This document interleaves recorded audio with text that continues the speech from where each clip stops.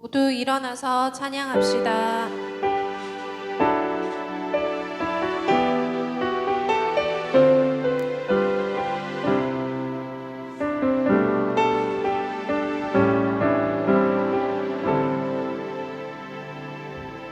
사랑의 예수님 나를 찾아오셔서 십자가로 대속하사 내 마음 두드리네. 오 사랑의 예수님 지금 내 안에 거하셔서 나의 생명 되소서. 사랑의 예수님 나를 찾아오셔서 십자가로 대속하사 내 마음 두드리네. 오 사랑의 예수님 지금 내 맘을 엽니다. 내 안에 거하셔서 나의 생명 되소서. 사랑의 예수님 나를 찾아오셔서 십자가로 대속하사 내 마음 두드리네. 오 사랑의 예수님 지금 내 맘을 엽니다. 내 안에 거하셔서 나의 생명 되소서. 사랑의 예수님 나를 찾아오셔서 십자가로 대속하사 내 마음 두드리네. 오 사랑의 예수님 지금 내 맘을 엽니다. 내 안에 거하셔서 나의 생명 되소서.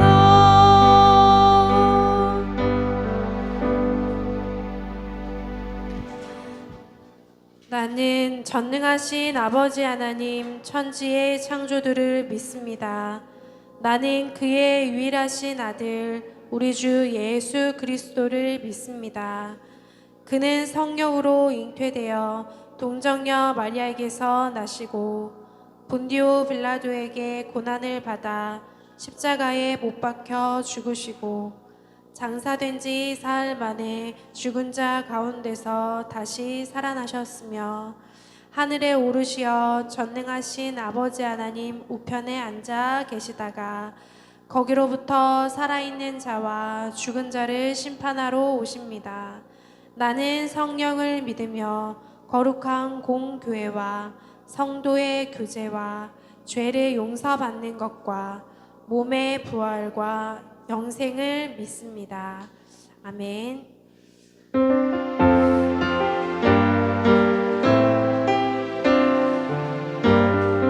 우리 박수 치면서 찬양하겠습니다.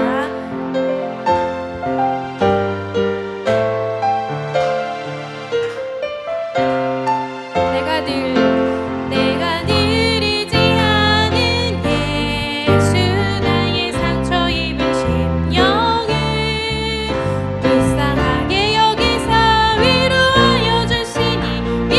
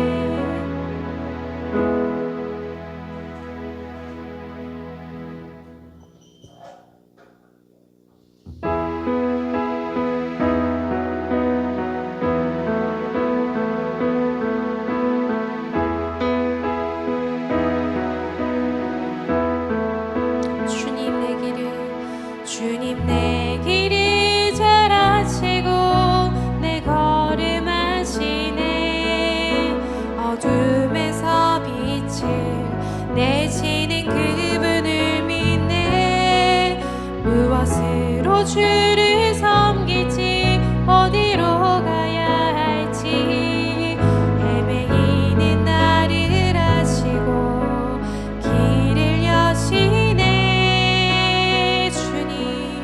주님 내 길을 잘 아시고 내 걸음 아시네. 어둠에서 빛을 내시는 그분을 믿네. 무엇으로 주를 섬길지 어디로 가야 할지 헤매이는 나를 아시고 길을 여시네. 내 삶은 주의 것, 내 삶은 주의 것, 온전한 신뢰를 주께 드리네. 보이지 않아도 믿음으로 걷네. 주 영광 바라보며 주만 따르네. 내 삶은 주의 것, 내 삶은 주의 것, 온전한 신뢰를 주께 드리네. 보이지 않아도 믿음으로 걷네. 주 영광 바라보며 주만 따르네. 좁은 길을 따르라 승리의 주, 영원한 생명 되시네. 고난 중에 순종을 배워가며 너의 모든 삶 맡겨드리라.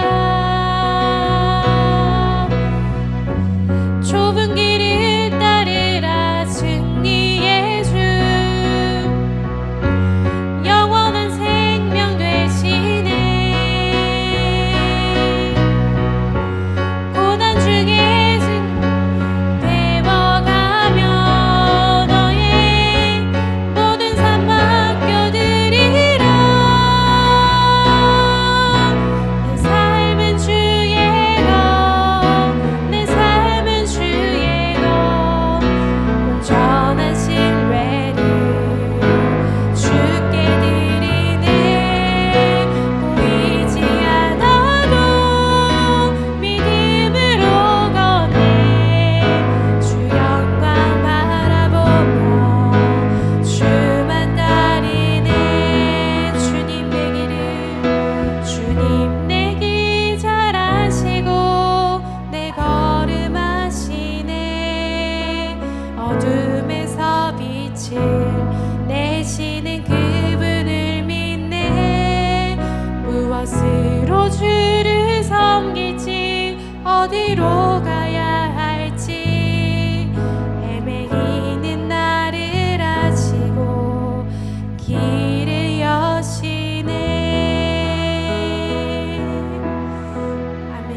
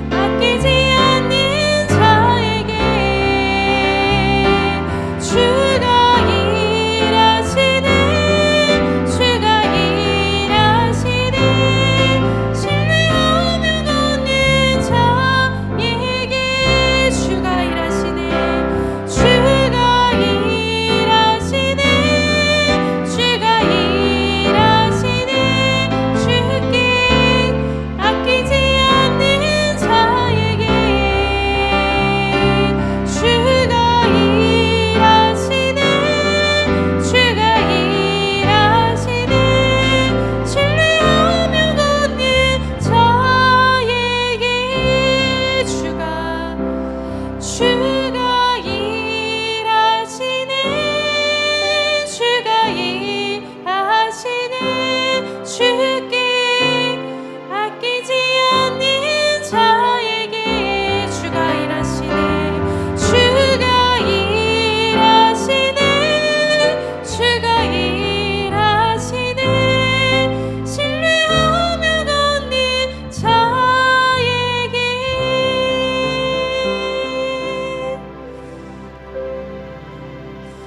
이 시간 다 같이 하나님과 나만이 아는 죄를 생각하며 묵묵히 참회의 기도를 드리겠습니다.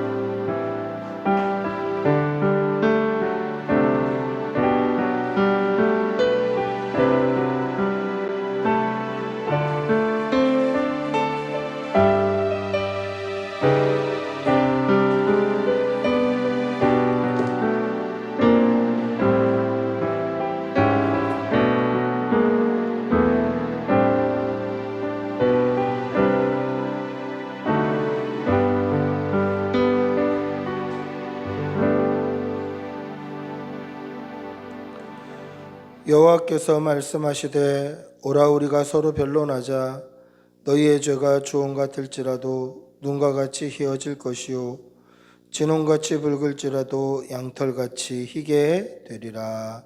아멘.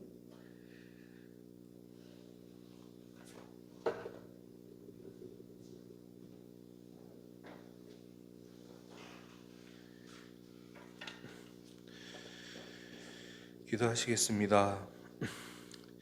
사랑하는 우리 주 하나님, 언제 어디서나 눈동자와 같이 우리를 지켜주시는 주님, 오늘도 이 자리에 오기까지 인도하신 은혜 참 감사드립니다. 주님, 지금 나라가 참 안정되지 않은 것 같습니다. 어려워질 내년 경제 전망에 더불어서 지난 한 주에는 계엄과 탄핵으로 인해 특히나 두렵고 떨리며 많은 걱정을 가지게 되는 것 같습니다. 주님, 이 나라에서 각 위치에서 힘쓸 위정자들에게 올바르게 행하도록 지혜와 기도할 수 있는 말과 간구로 올바르게 이 나라를 이끌 수 있도록, 이 나라가 안정을 찾을 수 있도록 주님 이끌어 주시기를 원합니다. 각자의 자리에서 열심으로 신앙을 지키는 모든 성도들을 불쌍히 여겨주시고 앞으로 닥쳐올 모든 상황들을 예비케 하시고 탈 없도록 인도하여 주세요. 주님, 어느덧 한 해가 저물어 갑니다. 한 해의 결산과 새로운 한 해의 예산을 세울 때 지혜를 더하여 주시고 교회를 운영함에 앞서 주님의 뜻을 잘 헤아려서 잘 계획할 수 있도록, 지난날도 잘 돌아볼 수 있도록 하여 주세요. 주님, 오늘도 주님의 말씀을 듣습니다. 주실 말씀 속에서 하나님을 발견하고 경험하여 많은 은혜가 넘치는 예배가 되도록 인도하여 주시고, 신령과 진정으로 모든 청중들이 예배를 드리고 말씀을 새겨 듣고 삶에 적용하도록 인도하여 주세요. 말씀을 전하실 목사님께도 능력을 더하여 주시고 건강과 삶을 지켜주시기를 원합니다. 모든 성도들의 건강과 모든 근심 걱정을 주님께 맡깁니다. 살아계신 예수님의 이름으로 기도드립니다. 아멘.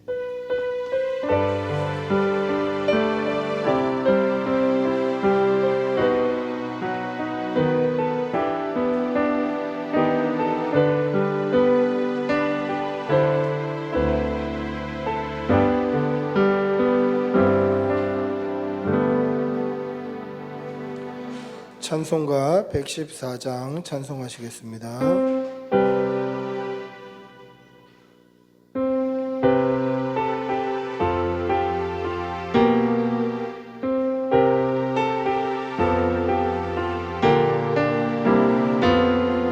그 어린 주 예수를 자리 없어 그 귀하신 몸이 있네 저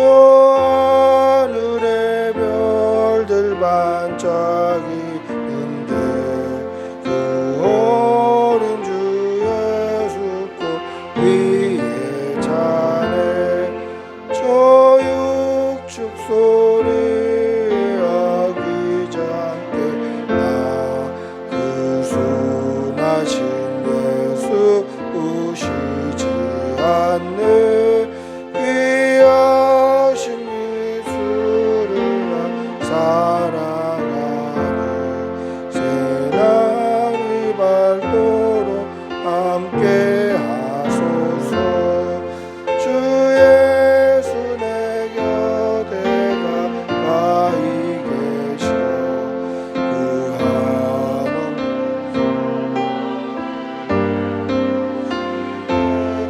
온 세상 아이들을 주사 죽음 안에 안겨 살게 하소서 아멘.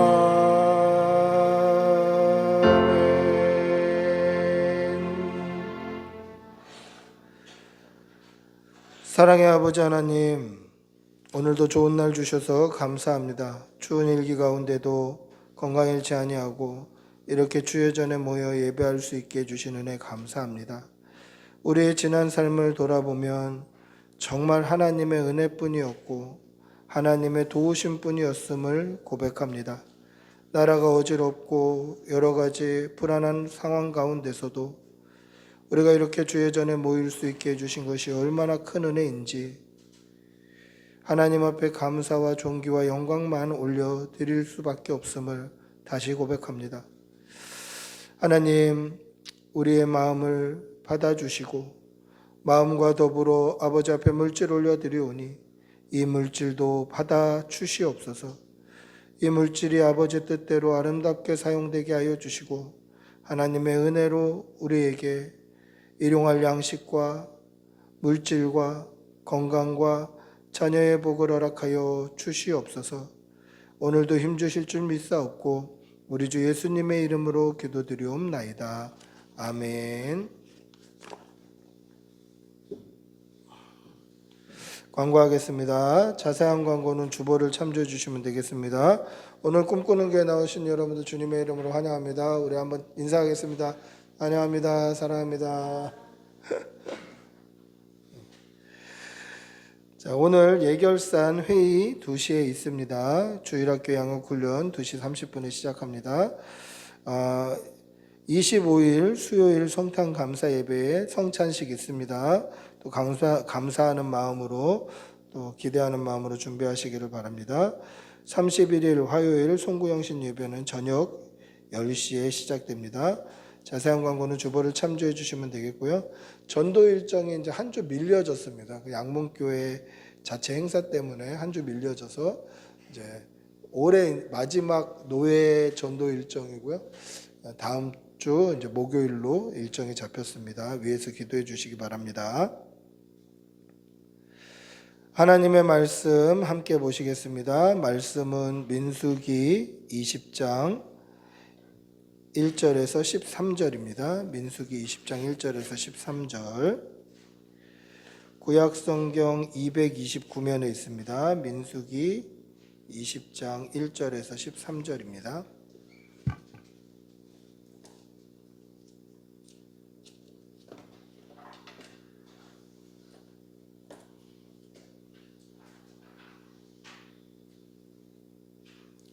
민수기 20장 1절에서 13절.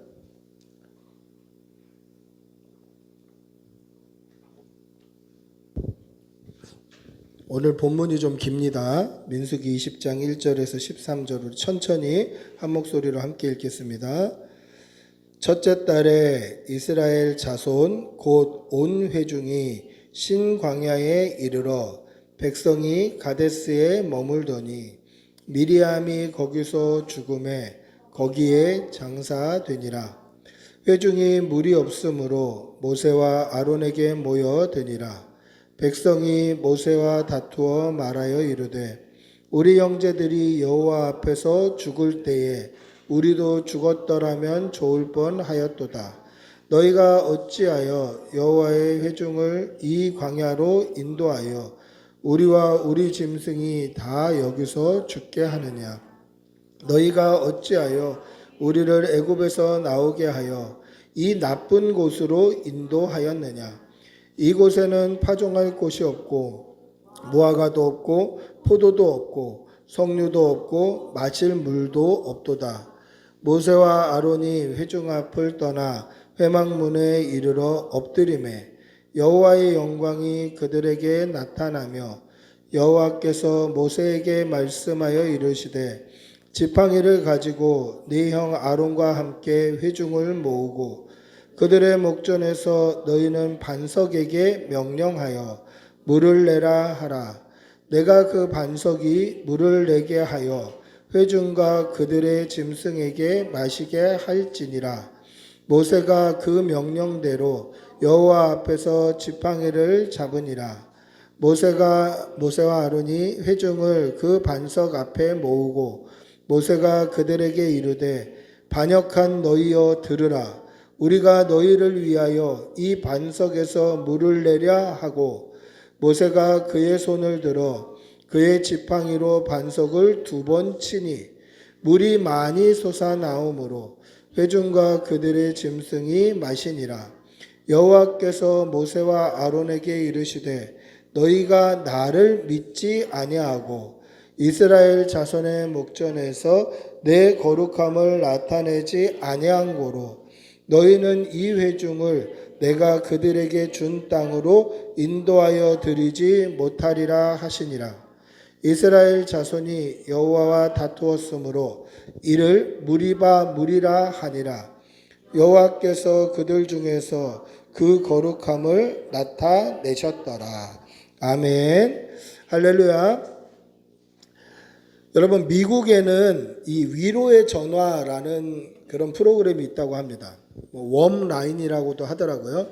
이 위로의 전화가 뭐냐면 자살 위험에 빠진 사람들에게 위로하고 또 권면하고 그들의 마음을 살펴서 자살하려는 마음을 살려는 마음으로 좀 바꾸는 그런 어떻게 보면 전화 상담, 좀 긍정적인 전화 상담을 위로의 전화라고 합니다.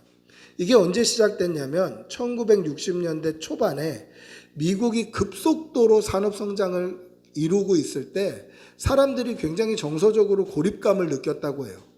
막 산업 성장이 이루어지면서 사람들 간의 대화도 없어지고 일은 많아지고 정서적으로 고립되고 그러다 보니까 외롭고 이런 환경들이 계속되다 보니까 말할 데가 없어서 자살률이 급속도로 높아졌던 거예요.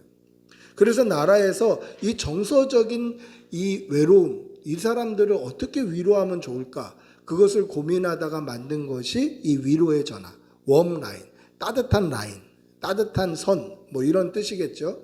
그래서 위로의 전화, 이 사람들이 자살 위기에 있는 사람들에게 전화를 해서 살 소망들을 불어넣어 주는 거예요. 근데 아이러니하게도 이 위로의 전화를 거는 상담자들은 사실 장애를 갖고 있거나 아니면 자살 충동을 겪었던 사람들이 대부분이에요.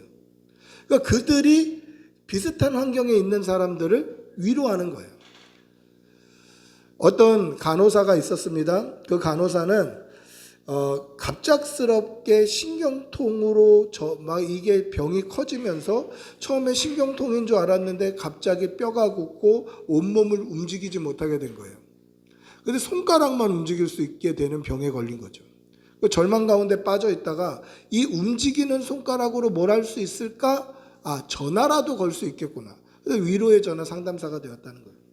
자신과 비슷한 환경에 있는 사람들을 위로하고 응원하고 그들에게 긍정적인 그런 마음들을 주는 그 전화가 바로 위로의 전화다라는 것이죠. 공감해주고 위로하고 아픔을 나누고 이럴 사람이 있으면 살아갈 소망이 생긴다는 거예요. 여러분, 지난밤에 안녕하셨습니까? 제가 이 질문을 이런 인사를 이번 주에 저하고 통화하는 목사님들하고 대부분 첫 인사가 그거였어요. 제가 이번 주에 시찰 모임이 있었는데 주중에 이렇게 목사님들이 전화하시면서 이 목사님 지난밤에 안녕하셨습니까? 그렇게 인사를 하시더라고요. 여러분 1960년대 초반 미국만 위로가 필요했을까요? 오늘 여러분들은 위로가 필요하지 않습니까? 오늘 이 시대를 살아가는 우리는 정말 안녕한가요? 안녕하지 못한 시대를 살고 있어요. 언제 무슨 일이 일어날지 모르는 시대를 살고 있잖아요. 그러면 우리에게도 오늘 위로가 필요하다는 거죠. 서로 위로하고 권면하고 사랑하고 섬기는 그런 공동체가 되기를 축복하고 기도합니다. 어려움이 있을 때 위로를 구하세요. 하나님의 위로를 구하시고 서로 위로할 수 있는 그러한 도움을 요청하시고 손을 내밀고 또 내밀어 주고 그런 교회가 되기를, 그런 공동체가 되기를 축복하고 기도합니다. 이스라엘 백성들의 이 출애굽 여정에는 무리바라는 지명이 2번 등장합니다. 출애굽기 17장에도 무리바가 등장하고 오늘 우리가 읽은 본문에도 무리바 물이 등장을 하죠. 이게 같은 장소일까요? 각각 다른 장소예요. 우리 출애굽기 17장 1절에서 1절하고 7절 한번 읽어보겠습니다. 우리 출애굽기 17장 1절 그리고 7절을 한번 읽어보겠습니다. 같이 읽겠습니다. 이스라엘 자손의 온 회중이 여호와의 명령대로 신광야에서 떠나 그 노정대로 행하여 르비딤에 장막을 쳤으니 백성이 마실 물이 없는지라. 7절 읽어보겠습니다. 그가 그곳 이름을 마사 또는 무리바라 불렀으니 이는 이스라엘 자손이 다투었으며 또는 그들이 여호와를 시험하여 이르기를 여호와께서 우리 중에 계신가 안 계신가 하였음이더라. 출애굽기 17장에는 신광야를 떠나 르비딤의 장막을 쳤을 때에 물이 없어 백성과 모세와 아론이 다투었다라고 기록하고 있습니다. 이때 하나님께서 바위를 정하시고 모세에게 지팡이로 바위를 치라 명령하셨어요. 그리고 그 명령에 따라 바위에서 물이 나와서 백성들과 짐승이 다 먹었다라는 거죠. 그곳의 원래 이름은 르비딤인데 그때부터 마사 또는 무리바라고 부르는데 이게 무슨 뜻이냐면 다툼이라는 뜻이에요. 다툼. 이 르비딤이라는 지명이 다툼이라는 지명으로 바뀐 거예요. 이게 출애굽기 17장의 사건이죠. 그리고 오늘 우리가 읽었던 민수기 20장 1절하고 13절도 한번 읽어볼까요? 먼저 민수기 20장 1절입니다. 같이 읽어보겠습니다.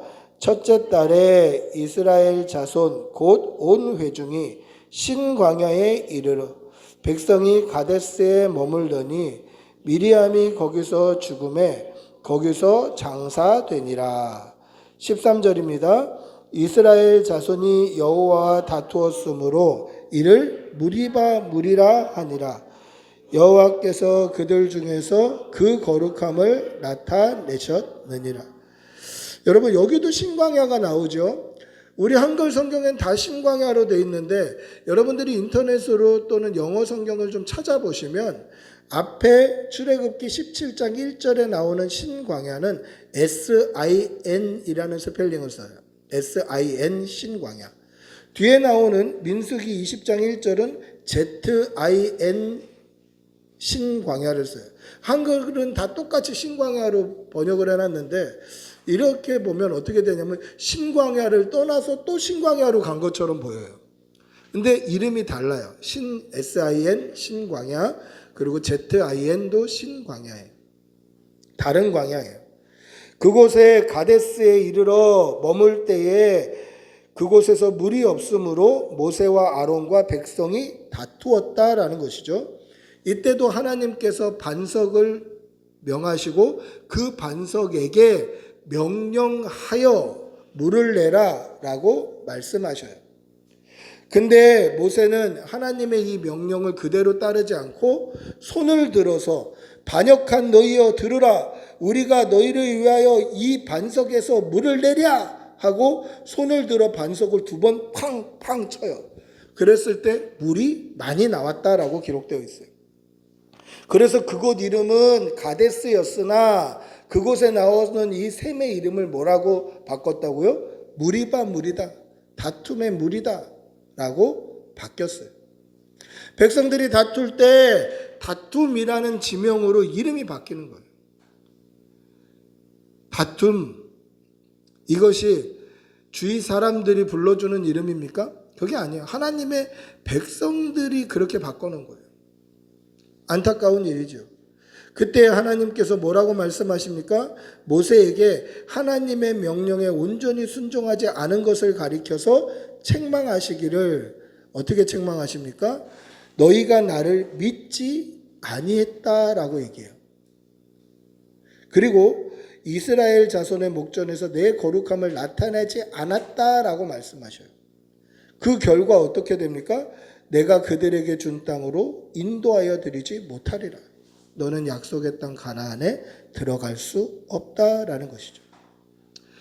여러분, 하나님의 말씀은 어떻게 선포됐죠? 하나님의 명령은 반석에게 명령하여, 반석을 명령하여 물을 내라, 그렇게 말씀하셨어요. 근데 모세는 어떻게 했죠?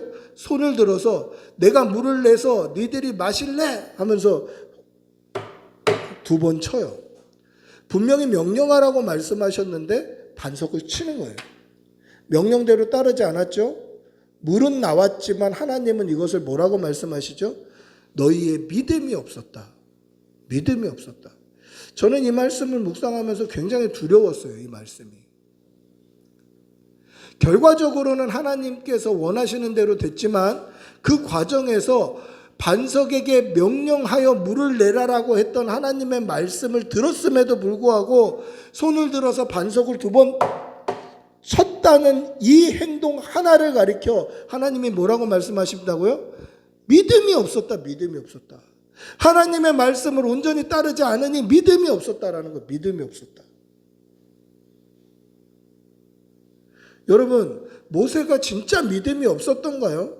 백성들이 모세에게 다투고 싸우러 올라왔을 때 오늘 읽은 6절을 보시면 어떻습니까? 백성들을 피하여 하나님 앞에 무릎을 꿇어요. 그래서 하나님의 영광이 나타나서 모세에게 말씀해 주셨단 말이에요. 근데 그 말씀을 듣고 말씀대로 온전히 행하지 않은 것 때문에 하나님은 믿음이 없다고 얘기하셔요. 여러분, 두려운 말이죠. 여러분, 우리가 하나님의 말씀을 온전히 따르지 않으면 믿음 없는 사람이 되는 거예요. 그러면 왜 모세는 반석을 2번 쳤을까? 하나님은 분명히 반석에게 명령하라고 말씀하셨는데 왜 2번 쳤을까요? 그것은 반석을 쳐서 물을 낸 과거의 경험이 있기 때문에 그래요. 우리가 아까 읽었던 출애굽기 17장 르비딤 사건, 거기서 보면 하나님께서 반석을 치라라고 명령하셔요. 근데 오늘 가데스에서는 뭐라고 말씀하십니까? 반석에게 명령하여라고 말씀하셔요. 여러분, 연극의 3대 요소가 뭐죠? 연극의 3요소. 인물, 사건, 배경이에요. 그러면 출애굽기 17장과 오늘 민수기 20장의 인물, 사건, 배경을 한번 따져봅시다. 인물은 누구죠? 모세와 아론과 백성들. 그리고 사건은 뭡니까? 물이 없어서 백성과 다투었다라는 사건이에요. 그리고 배경은 뭡니까? 광야예요. 스펠링은 다르지만 한국말로 우리 성경에 보면 다 신광이에요. 신광이에요. 자, 광야라는 배경에서 모세와 아론과 백성들이라는 같은 인물과 그리고 물이 없어 백성과 다퉜다는 사건까지 똑같아요. 그럼 인물, 사건, 배경이 똑같으니까 이 2 사건이 같은 사건인가요? 같은 사건이 아니에요. 왜 같은 사건이 아니냐면 하나님의 말씀이 다르게 선포됐기 때문에 그래요.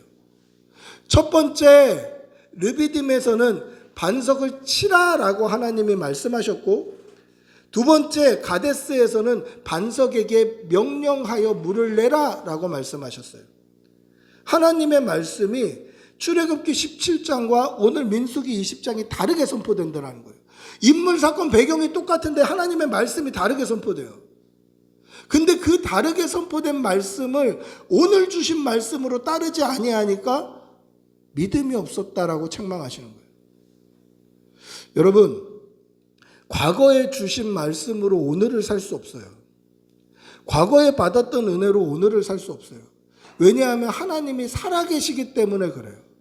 하나님은 살아계셔서 오늘도 우리에게 말씀하시고 오늘도 우리를 인도해 가시고 오늘도 우리를 역사해 가시는 거예요. 그렇기 때문에 살아계신 하나님께서 오늘 우리에게 필요한 말씀을 순간순간마다 날마다 주시는 거예요. 과거에 받았던 은혜로 오늘을 살 수 없어요. 과거에 받았던 말씀으로 오늘을 살아갈 수 없어요. 과거에 있었던 그 좋은 기억으로 오늘도 계속 행복할 수 없다라는 거예요.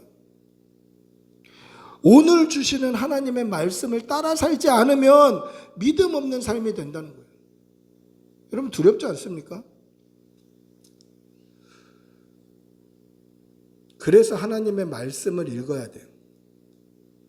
여러분 잔소리 같지만 하나님의 말씀을 어떻게 해서든지 읽으시길 바랍니다. 핸드폰으로라도 하나님의 말씀을 읽으시기 바랍니다. 하나님의 말씀과 기도가 아니면 하나님의 뜻을 분별할 수 없어요.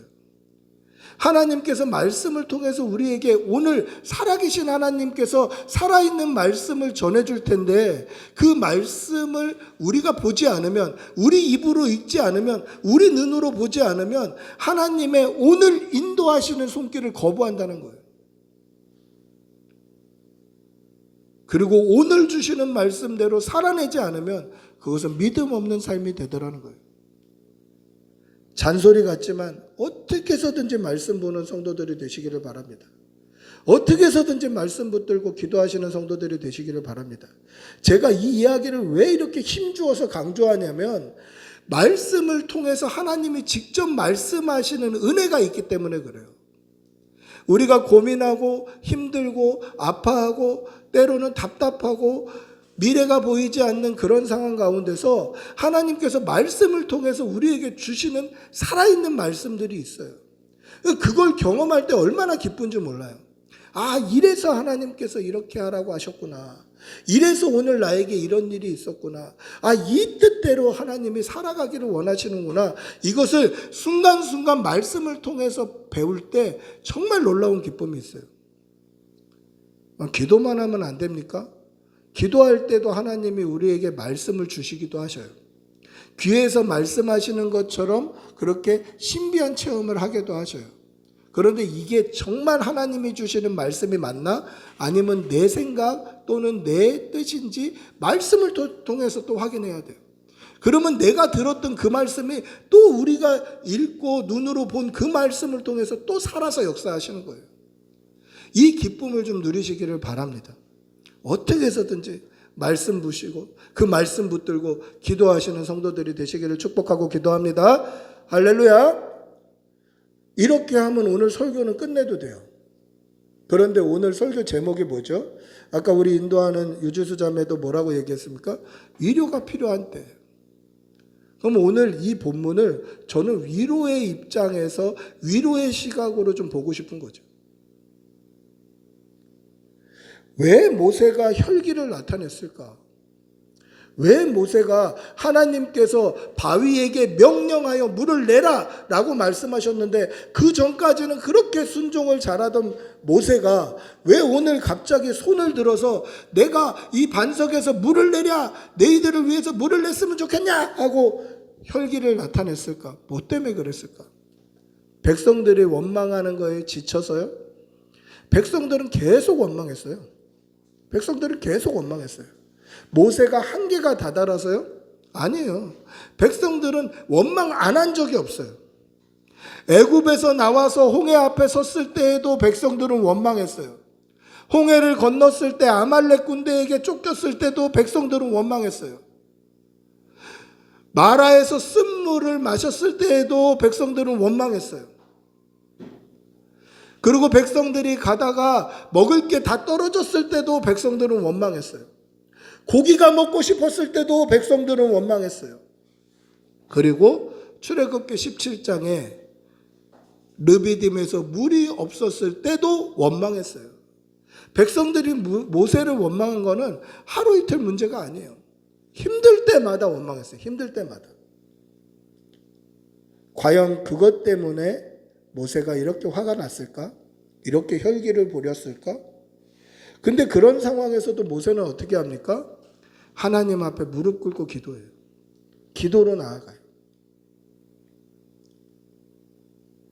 그러면 과거에 백성들이 원망했을 때의 모세와 오늘 백성이 원망했을 때 그것을 참지 못했던 모세에게는 어떤 차이가 있을까?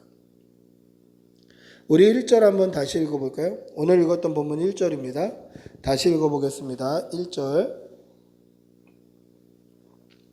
같이 읽어보겠습니다.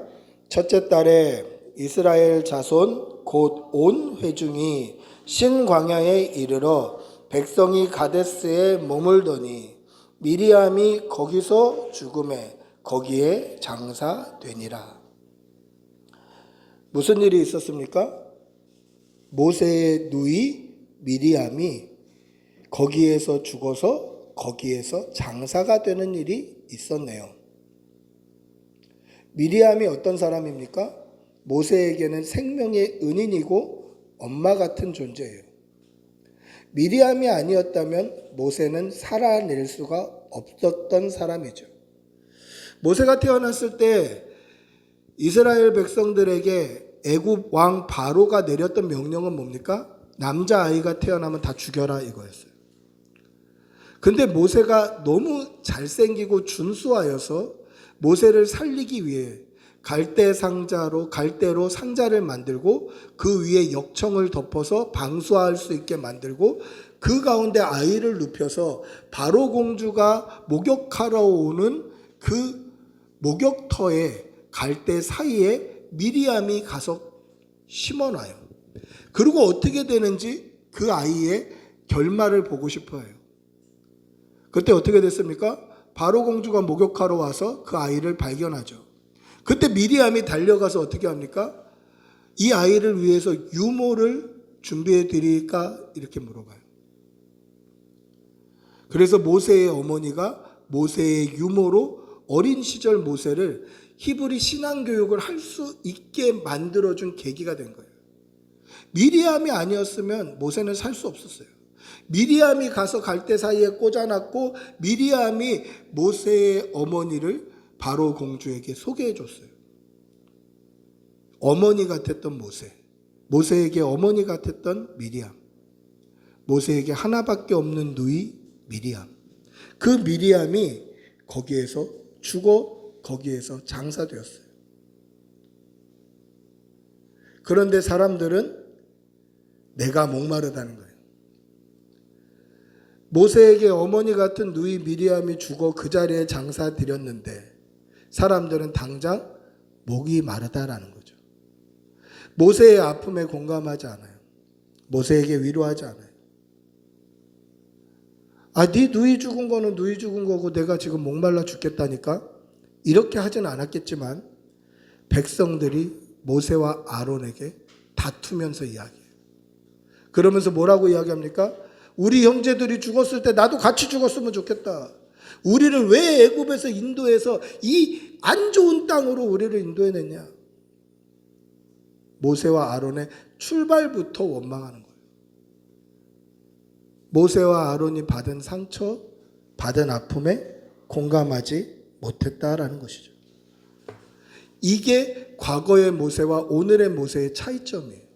과거에도 불평하지 않은 적이 없어요. 이스라엘 백성들이 물 없을 때만 하더라도 여러 번 불평했어요. 마라에서 쓴물이 있을 때도 불평했어요.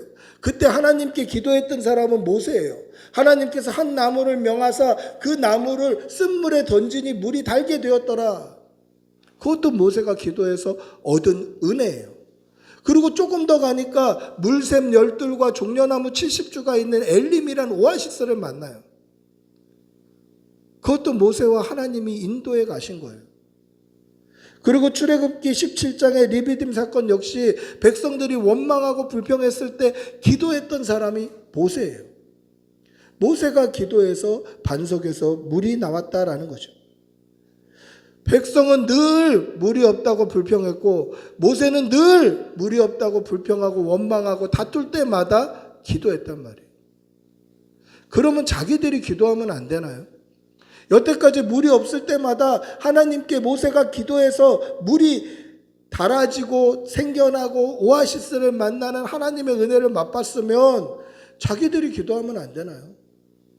자기들이 무릎 꿇으면 안 되나요? 그런데 엄마 같은 보호자였던 미리암이 죽어 그곳에 장사 지냈던 그 땅에서 백성들은 모세를 원망하더라는 거예요. 화낼만 하지 않습니까? 혈기를 나타내는 게 이해가 가지 않나요? 만약에 그들이 모세를 위로했다면, 그들이 모세의 아픔에 공감해 줬다면, 어떻게 상을 당한 그 사람에게 내가 지금 목마르다라고 싸울 수 있을까? 오히려 이해 안 되는 게 모세가 아니라 백성들이 이해가 안 되는 거죠.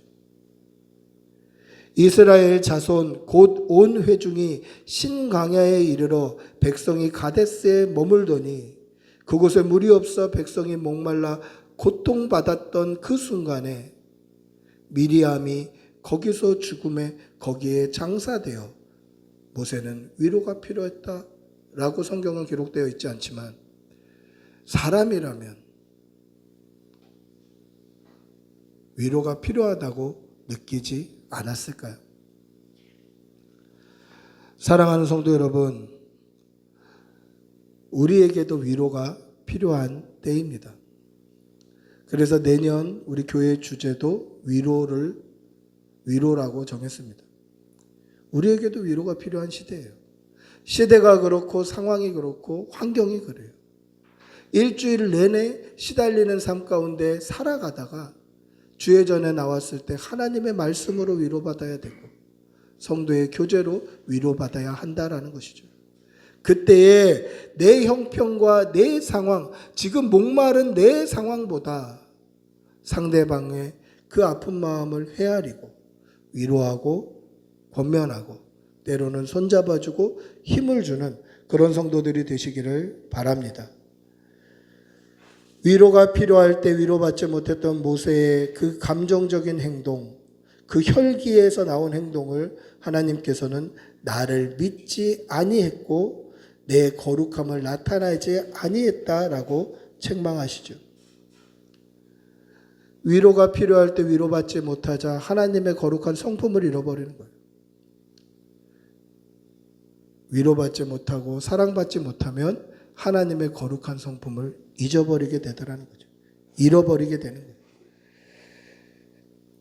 모세가 나타내지 못했던 그 거룩한 성품을 여호와께서 그들 중에 그 거룩함을 나타내셨느니라라고 13절에 기록하고 있습니다. 사랑하는 성도 여러분, 상처가 없는 사람이 아무도 없죠. 위로가 필요하지 않은 사람이 아무도 없습니다.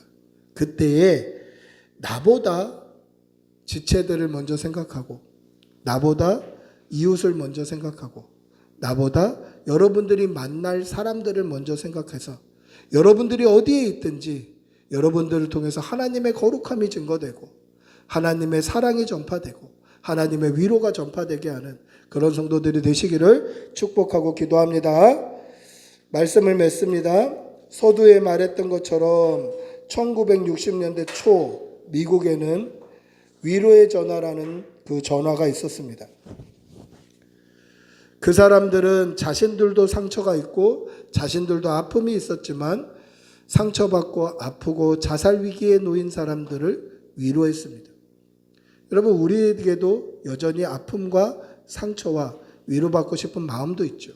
그러나 우리의 마음도 누구에게 위로받아야 되지만 우리 역시 모든 사람들에게, 여러분들을 만나는 사람들에게 위로자가 되고 여러분들을 통해서 예수의 향기가 나타나고 하나님의 그 따뜻한 사랑이 전파되는 그런 성도들이 되시기를 바랍니다. 날마다 그리스도의 사랑으로 서로 돌아보고 내 아픔보다 이웃과 지체의 아픔을 먼저 위로하고 위에서 기도하고 중보하는 그런 성도들이 되시기를 축복하고 기도합니다. 모두 일어나셔서 우리 한번 찬양하도록 하겠습니다.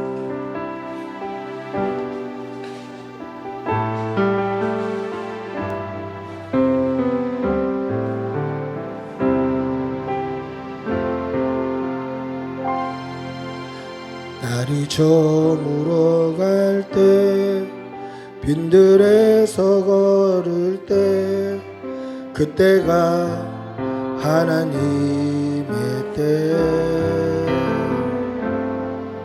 내 힘으로 안 될 때 빈손으로 걸을 때 내가 고백해 여호와 이래 날이 저물어 갈 때 날이 저물어 갈 때 빈들에서 걸을 때 그때가 하나님의 때 내 힘으로 안 될 때 빈손으로 걸을 때 모두 고백해 여호와 이래 주가 일하시네 주가 일하시네 주가 일하시네 주께 아끼지 않는 자에게 주가 일하시네 주가 일하시네 신뢰하며 걷는 자에게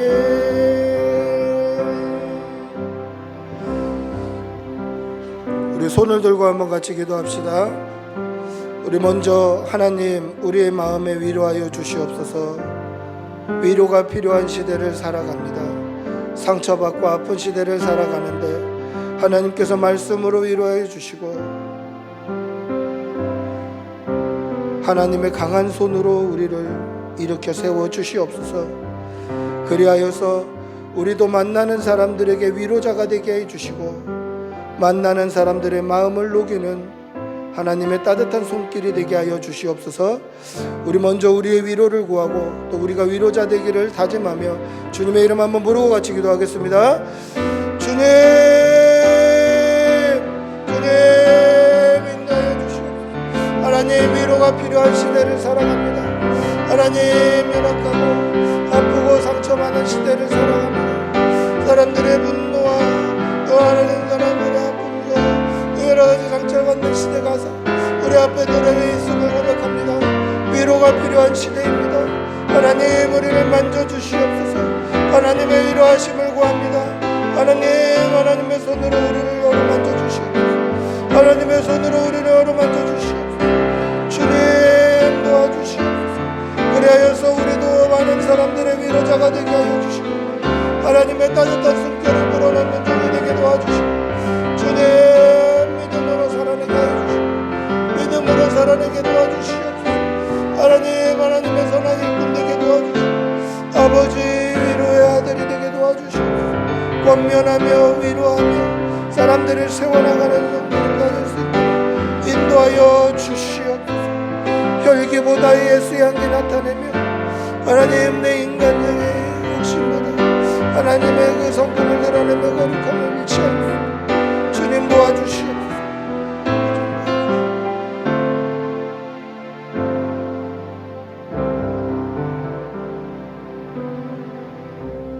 우리 주 예수 그리스도의 은혜와 하나님의 사랑과 성령의 교통하심이 위로가 필요한 이 시대에 하나님으로부터 위로받기를 소원하며 또 하나님께 위로받은 그 심령으로 하나님의 거룩함을 나타내며 만나는 사람들을 위로하며 세워가기를 소원하는 여기 모인 모든 주의 백성들과 그 일터와 직장과 사업장과 그들의 삶과 그들의 자녀와 가족들 위해 지금부터 영원히 함께 있을지어다. 아멘. 주님 도와주시옵소서. 성령님 역사해 주시옵소서. 하나님의 은혜가 풍성하게